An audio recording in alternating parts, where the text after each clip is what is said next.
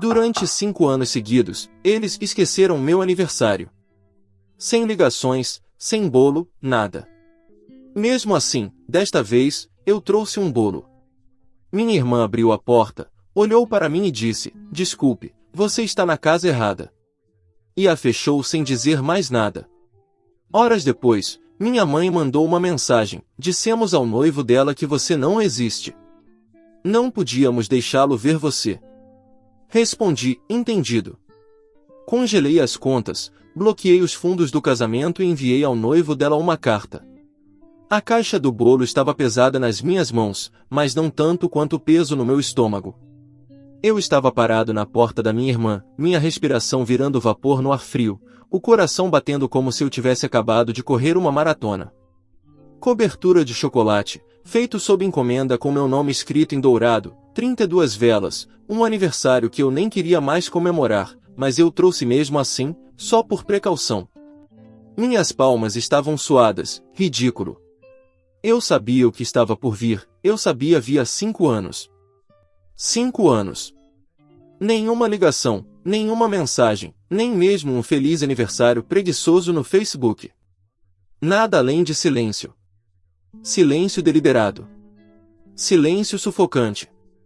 E mesmo assim, todo 9 de dezembro, como um relógio, eu checava meu celular. Eu inventava desculpas, talvez estivessem ocupados, talvez tivessem esquecido de novo, talvez no ano que vem. Mas não desta vez. Este ano, eu trouxe o bolo. Eu apareci. A porta se abriu. Minha irmã estava lá, com seu vestido de tricô creme, segurando uma taça de vinho, com a expressão de quem tinha visto um fantasma. Os olhos dela se voltaram para o bolo, depois para o meu rosto. Ela piscou. "Desculpe, você está na casa errada." E fechou a porta. Assim mesmo. Sem explicação, sem vergonha. Apenas uma porta na minha cara. Eu fiquei ali por mais 1 segundo. 2. Quase ri. Quase. Em vez disso, me virei e voltei para o carro, o coração batendo ainda mais forte que antes. Eu nem tinha saído da rua dela quando meu celular vibrou. Era a mamãe. Uma mensagem. Uma frase. "Dissemos ao noivo dela que você não existe. Não podíamos deixá-lo ver você." Eu não chorei. Não gritei. Não joguei a chave fora. Respondi com 2 palavras: "Entendido." Então encostei o carro, entrei na conta conjunta do casamento e congelei. Bloqueei todas as transferências. Marquei cada transação. Eles queriam que eu fosse invisível. Tudo bem. Então eles também não viriam isso chegando. E, só para garantir, enviei ao noivo dela uma carta junto com outra coisa. Algo que eles realmente não queriam que ele visse. Meu nome é Caleb. 32 anos. O esquisito da família. Aquele que eles não apresentam nas festas. Não porque sou perigoso. Não porque fiz algo imperdoável. Mas porque me recusei a participar do teatrinho. Eu fui o garoto que se recusou a fingir que os gritos do papai eram normais, que não ria quando o tio Rick fazia piadas sobre pessoas gays. Aquele que recusou a escola de negócios, apesar da bolsa de estudos, porque não queria vender minha alma para a firma da herança da família. Em vez disso, tornei-me desenvolvedor freelancer.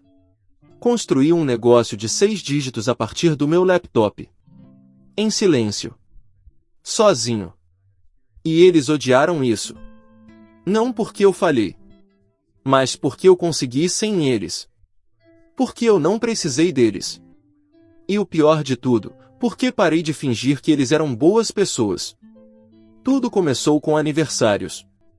No primeiro ano que esqueceram, achamos que tínhamos te mandado mensagem. Segundo ano, você não disse que não ia fazer nada? Terceiro ano, é só um dia, Caleb, não seja dramático. No quinto ano, eu já não esperava mais nada. Nem abria as redes sociais no meu aniversário. Só trabalhava, comia sushi barato e esperava a tempestade de culpa que nunca vinha. Enquanto isso, minha irmã Eva ganhava um brunch completo, com buffet, para o meio aniversário. Convites personalizados, torre de champanhe, até um quarteto de cordas. Quando perguntei à mamãe se ela lembrava que dia era, ela piscou e disse: "Ah, querido, era hoje." Ela não estava brincando. O que realmente doeu não foi o esquecimento, foi a coordenação. O jeito como giravam ao redor da Eva como se ela fosse o sol. O jeito como me apagavam das fotos, das atualizações de família, dos planos de viagem. "É só mais fácil assim", papai disse uma vez, quando perguntei por que não fui convidado para o casamento de um primo. Mais fácil. Eles eram tão bons em fingir que eu não existia que começaram a fazer isso em tempo integral. Eva ficou noiva no ano passado. Um diamante enorme de um desses caras das finanças chamado Lucas. Um verdadeiro galã. Parecia ter saído direto de um comercial da Rolex. Mandei uma mensagem quando vi o post: "Parabéns, feliz por você." Ela nunca respondeu. Mas mesmo assim, eu ajudei. Em silêncio. Porque mesmo quando me excluíam, eu continuava sendo o responsável. A conta bancária invisível. O fantasma da família. Eles não faziam ideia de que 40% do fundo do casamento vinha de mim. Eu tinha criado a conta meses antes, quando a mamãe deu a entender que estavam com dificuldades para pagar o sinal do local. Não fiz isso por agradecimentos. Fiz porque sabia como eles funcionavam. Queriam aparência. Brilho. Queriam parecer a família perfeita. E eu estava disposto a bancar a mentira, se isso significasse que, pelo menos, parariam de me fazer sentir culpado por ser frio e distante. Mas quando ela fechou aquela porta e a mamãe mandou a mensagem dizendo: "Dissemos ao noivo dela que você não existe", foi aí que algo dentro de mim se partiu. Como um fio de alta tensão. Eles me apagaram para manter as aparências. Reescreveram a história para os outros. Olharam nos meus olhos e disseram que eu não importava. Mas agora, eu importo. Eu não congelei apenas os fundos do casamento, entrei na conta de planejamento compartilhada a qual eu ainda tinha acesso e comecei a desfazer o novelo, e-mails, transações, cada recibo que provava que eu vinha pagando por coisas sob o nome de doações anônimas da família. Cada fornecedor vinculado ao meu cartão de crédito, até a florista tinha minhas iniciais registradas no livro caixa. Em seguida, abri uma segunda pasta, capturas de tela, mensagens que Eva não sabia que eu tinha desde o verão passado, quando ela me mandou uma mensagem desesperada à meia-noite pedindo para eu emprestar $4.000 porque, acidentalmente, abriu um cartão de crédito no nome de Lucas para pagar o aluguel. Eu paguei com uma condição, que ela contasse a ele eventualmente. Ela prometeu. Nunca contou. Então reuni tudo em um único arquivo PDF organizado, nomeado como algumas coisas que Lucas talvez queira saber antes do casamento. E adicionei uma foto, uma do último dia de ação de graças. Disseram que eu não devia ir, alegaram que a família estava mantendo as coisas pequenas naquele ano.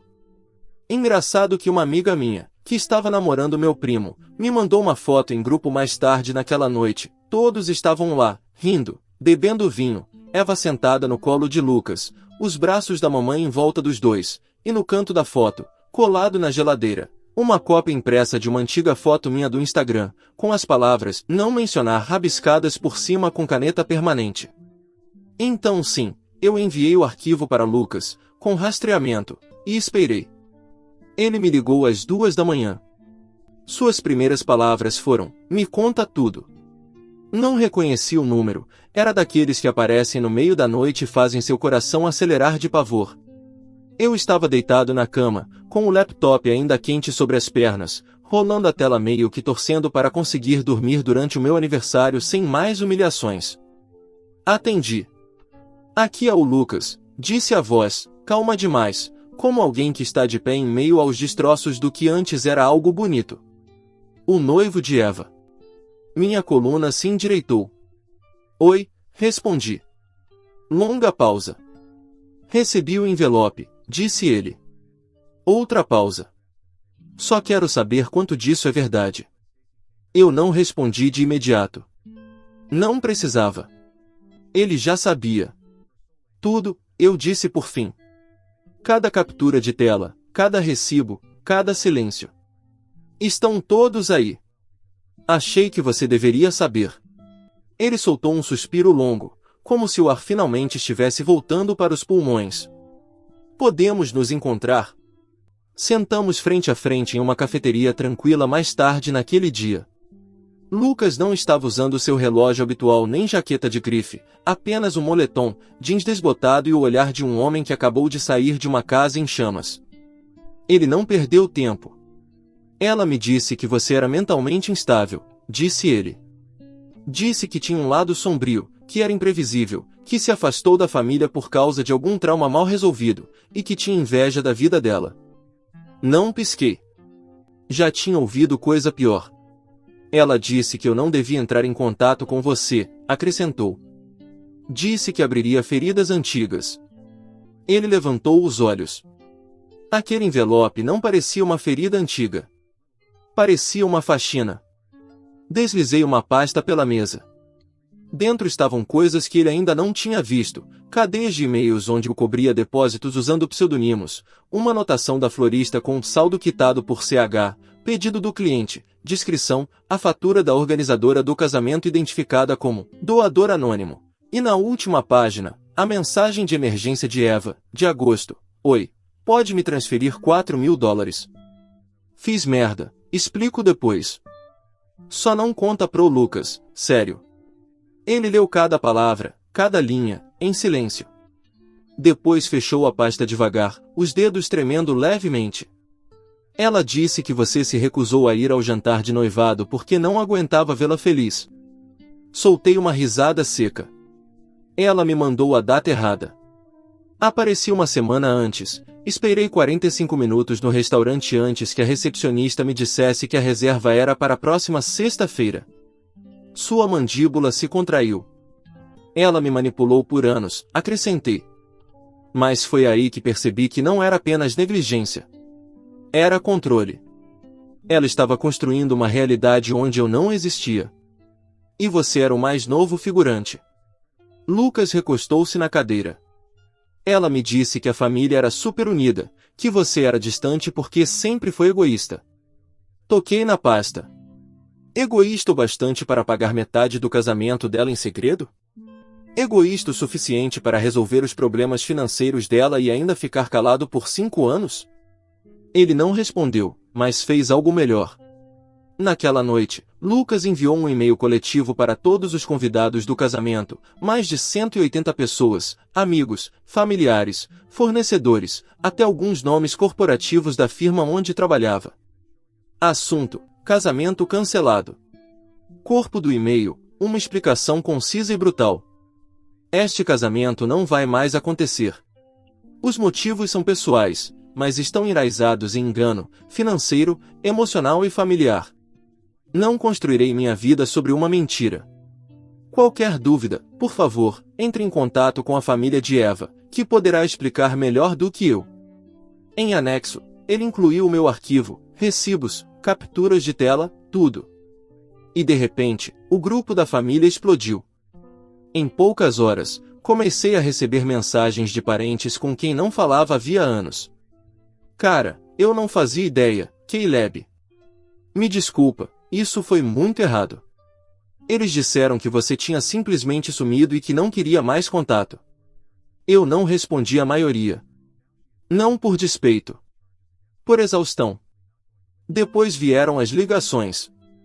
Da mamãe. De Eva. Até da minha tia. Mas eu não atendi. Ainda não. Até que meu celular acendeu de novo. Mamãe. Deixei cair na caixa postal. Mas aí veio uma segunda vez. E uma terceira. E então chegou a mensagem: você não precisava ir tão longe. Você nos destruiu. Está feliz agora? Fiquei encarando a tela e então digitei: não estou feliz, só estou livre. Ela respondeu quase imediatamente: contamos ao noivo da Eva o que precisávamos contar. Estávamos tentando proteger a família. Então mandei mais uma: vocês me apagaram por aparência, eu expus vocês pela realidade. Foi aí que o papai apareceu. Vi ele pela câmera de segurança do meu prédio, do lado de fora, andando de um lado para o outro, furioso, apertando o interfone. Atendi. Caleb, me deixe entrar, ele gritou. Precisamos conversar.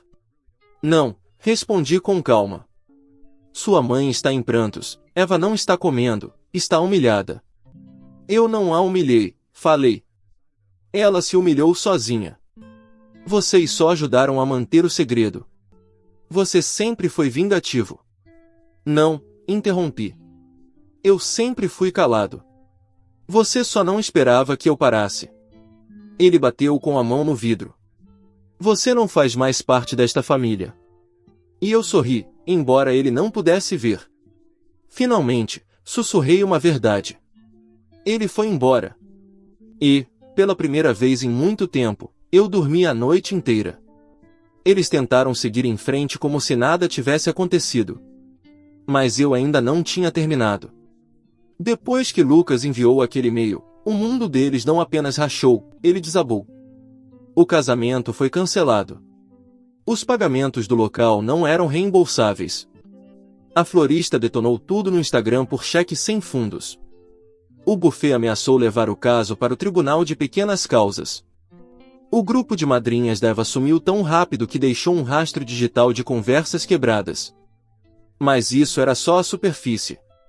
Porque Lucas, ele não apenas saiu, ele detonou tudo. Acontece que ele não era apenas mais um cara das finanças com um maxilar bonito, ele era conectado. A família dele dirigia uma firma de investimentos de porte médio com participações nos portfólios de metade dos fornecedores do casamento. Quando ele se retirou, outros seguiram. Em 72 horas, o nome da Eva virou criptonita na indústria de casamentos. E então começaram as ligações. Mãe, precisamos conversar. Não respondi.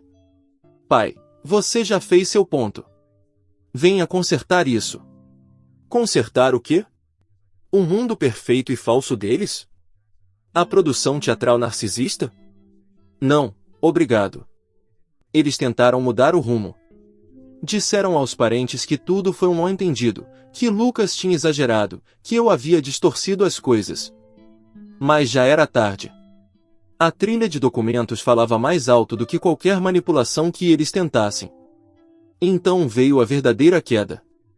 Lembra daquela conta familiar compartilhada que usaram para os fundos do casamento? Eu não era apenas um doador anônimo. Eu era o administrador.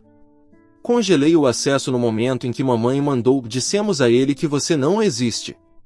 Mas agora, eu esvaziei a conta, legalmente. Cada dólar que eu coloquei, eu retirei. Todo o resto ficou bloqueado sob disputa financeira. Eva tentou dizer que era roubo, mas o banco tinha os recibos. O nome dela nem estava como titular principal da conta. O colapso foi bíblico. Eles perderam mais de 18 mil dólares, não conseguiram pagar o decorador, tiveram que reembolsar convidados que já tinham pago por pacotes de viagem para o casamento. E mesmo assim, me culparam. Mamãe mandou mensagem: você está sendo cruel. Eva está com o coração partido. Eu respondi: pessoas com o coração partido pedem desculpas. Ela me enviou uma notificação extrajudicial. Sim, Eva tentou me processar por difamação. O noivo a deixou. Os fornecedores a colocaram na lista negra. Mas aparentemente, eu era o vilão por contar a verdade. A carta era risível. Meu advogado, um amigo da faculdade que me devia um favor, leu, riu e respondeu com um recado direto: pode vir, estamos prontos. Ela não veio. Mas sabe quem entrou em contato comigo? A mãe do Lucas. Ela me mandou uma carta escrita à mão, em papel de verdade, agradecendo. Disse que sempre suspeitou que havia algo errado, mas não sabia a profundidade das mentiras até ler meu arquivo. Disse que eu poupei a família dela de anos de desastre. Ela também me enviou um cheque. Não simbólico. Um cheque de verdade. 10 mil dólares. Um gesto de respeito, ela escreveu. Não é pena, nem caridade. É apenas o reconhecimento de que você não devia nada a ninguém, e mesmo assim, você deu. Eu não depositei. Mas emoldurei. Como lembrança da minha família. As coisas desmoronaram rápido. Papai perdeu um contrato com um dos associados do Lucas. Aparentemente, má reputação não é boa para os negócios. O círculo de amigos de confiança dele começou a se afastar. Mamãe tentou reconstruir sua imagem na comunidade. Mas é difícil quando metade do seu grupo de bridge já viu as capturas de tela de você mentindo para o seu filho por 5 anos. E Eva desmoronou. Ela postou um anúncio de término nas redes sociais com toda a enrolação clássica. Às vezes, as pessoas se separam, não era o momento certo, mandando amor a todos. Os comentários foram brutais. Alguém escreveu: irmã, ele te deixou porque sua família mentiu dizendo que você não tinha irmão. Outro comentou: mas e o bolo, cadê? E então surgiu o tópico no Reddit. Sim. Alguém vazou a história em um subreddit de relacionamentos. Explodiu. Mais de 20.000 votos positivos. As pessoas chamaram de a vingança de irmão definitiva. Um dos comentários dizia: é isso que acontece quando o bode expiatório da família para de ser bonzinho. Mas aqui vai a melhor parte. Um mês depois da explosão, ouvi batidas na minha porta. Era Eva. Sem maquiagem, olhos inchados, ombros caídos, segurando um pote de plástico. Mamãe fez bolo, ela disse. Levantei a sobrancelha e ela completou: estamos te devendo essa. Pensei que talvez pudéssemos conversar. Não disse nada. Ela continuou: eu estraguei tudo. Silêncio. Eu acredito neles. Sobre você. Sobre tudo. Achei que você estava com raiva sem motivo. Os olhos dela se encheram de lágrimas. Eu deixei que eles te apagassem e mesmo assim você pagou pelo meu casamento. Olhei para o recipiente. Bolo de cenoura. Meu menos favorito. Eu não quero o bolo, respondi. Eu quero o pedido de desculpas. E quero que seja de verdade. Ela sentiu, trêmula. Desculpa por ter acreditado nela. Mas eu não deixei que ela entrasse. Volte quando souber como construir uma relação que não seja baseada em me esconder. Então fechei a porta com delicadeza, diferente de como ela fez comigo. Mais tarde naquela noite, joguei o bolo no lixo e me servi de uma bebida. Não para comemorar, mas para respirar. Porque, pela primeira vez em anos, eu não estava com raiva, não estava ferido, não era o invisível na beirada das fotos de família. Eu estava livre. Já se passaram 7 meses. 7 meses desde que fiquei na varanda da Eva segurando um bolo de aniversário que eu mesmo assei e fui informado que eu estava na casa errada. 7 meses desde que a minha própria mãe mandou uma mensagem dizendo que eu não existia. 7 meses desde que apaguei minha culpa do mesmo jeito que eles tentaram apagar a mim. As pessoas sempre dizem que a vingança é agridoce. Eu discordo. Foi limpa. Necessária. Como tirar cacos de vidro de uma ferida depois de deixá-la infeccionar por anos? Você não chora pela dor. Só sente alívio porque o veneno saiu. Minha família não fala mais sobre mim, pelo menos não em público. Eu sei disso porque um amigo em comum da faculdade me contou que encontrou meu pai em um evento beneficente. Alguém perguntou sobre os filhos dele e ele mencionou apenas minha filha Eva. Ela está tirando um tempo para se recuperar. Nenhuma menção a mim, como de costume. Mas tudo bem. Porque eu não preciso mais das mentiras deles para sustentar a minha verdade. Me mudei de cidade. Comprei uma casa pequena de 2 quartos nas montanhas. Remota, silenciosa, pacífica. Sem faixas, sem almoços teatrais, sem cochichos à mesa. Só eu, meu trabalho, meu cachorro, um vira-lata resgatado chamado Java, e o silêncio que eu escolhi. E nesse silêncio, encontrei clareza. Não me arrependo de nada. Nem dos arquivos que enviei, nem dos fundos que congelei, nem das verdades que arranquei dos armários deles como esqueletos com dentes. Se me arrependo de algo, é de ter demorado tanto. Veja bem, passei anos tentando merecer algo que deveria ter sido incondicional: amor, respeito, reconhecimento. Continuei aparecendo em aniversários, funerais, jantares de domingo, esperando que um dia eles lembrassem que eu fazia parte deles. Mas eu não fazia. Eu era uma conveniência. Uma conta bancária. Um saco de pancadas. Um bode expiatório para a vergonha deles. E quando parei de interpretar esse papel, o mundo deles desmoronou. Não porque eu o destruí, mas porque parei de sustentá-lo. Uma manhã, no mês passado, recebi um envelope pelo correio. Sem remetente. Dentro, uma foto. Eu, com 9 anos, assoprando velas num aniversário. Eva ao meu lado, mamãe atrás do bolo, papai segurando a filmadora. Todos sorrindo. No verso, alguém havia escrito com uma caligrafia trêmula: perdemos algo naquele dia. Talvez tenha sido você. Talvez tenhamos sido nós. Desculpa. Sem assinatura. Mas eu não precisava de uma. Queimei no fogo da lareira. Não por raiva. Mas porque aquele garotinho já não existia mais, o que ficava tentando ganhar migalhas numa mesa onde os lugares já estavam marcados. Eu não preciso mais de um lugar àquela mesa. Eu construí minha própria. E nela, sentam pessoas, pessoas reais. Amigos que não estremecem quando menciono meu passado. Colegas que respeitam meu trabalho sem perguntar sobre meu sangue. Um companheiro que conheci há 6 semanas, que sabe de toda a história e não disse uma vez sequer: talvez não tenha sido tão ruim assim. Porque foi sim. E eu cansei de minimizar. Algumas semanas atrás, Eva me mandou um e-mail. Só com o assunto: você me odeia? Eu não respondi. Não porque a odeio. Mas porque o ódio exige investimento. E eu não invisto em fantasmas. Perdoei todos eles, não por eles, mas por mim. Porque a raiva é pesada. E estou construindo algo bonito demais para carregar peso morto. Semana passada, comemorei meu aniversário pela primeira vez em anos. Convidei amigos. Fiz meu próprio bolo, baunilha com cobertura de bourbon e manteiga, muito obrigado. Tinha velas. Risadas. E ninguém perguntou onde está sua família. Porque todos sabiam a resposta. Minha família não é a que me gerou. É a que eu criei.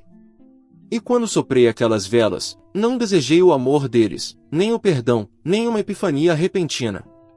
Só desejei mais dias como aquele, em que eu existo plenamente, em voz alta, sem pedir desculpas. Porque a verdade é, eu nunca fui o problema. Eu era apenas o espelho. E eles não suportavam o próprio reflexo.